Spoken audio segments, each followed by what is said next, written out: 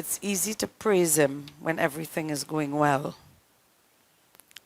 But when you face trials, saints, peace is not exempt from a storm. Do you understand?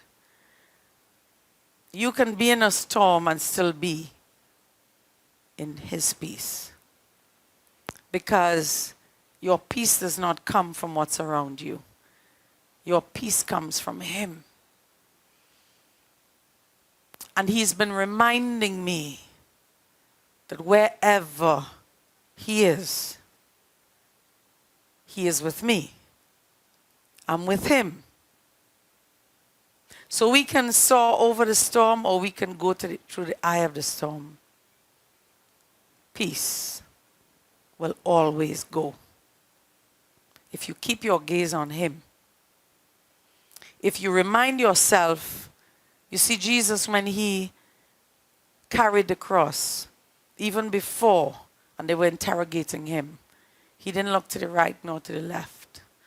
When the distractions come around and the voices come and whoever and whatever, and you get distracted, that's when the peace goes. But when you stay fixed, your gaze on Him, the peace that surpasses all understanding is what will take you through. And you need to live that way, because Christianity is not a relationship that we only talk about how wonderful it is when things are going good. When the testing comes, but for the joy that lay before Him, He carried the cross. You fix your gaze on what God has said to you in the light, because it still holds in the dark. And if those words are penetrating your head, it has to get to your heart.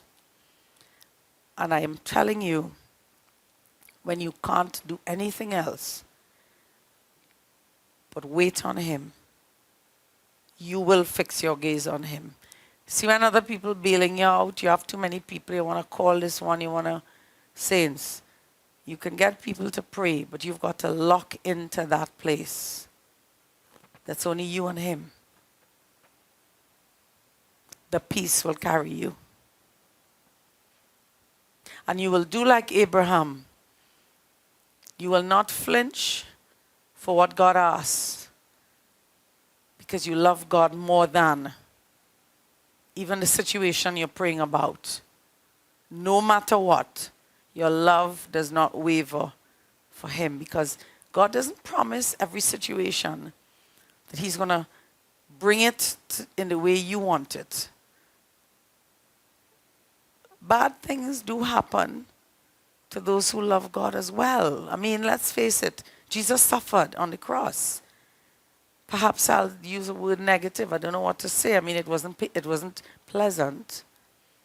And yet He had no sin. So don't go through life thinking, well, every time I pray, it's always going to go in the way that I'm asking.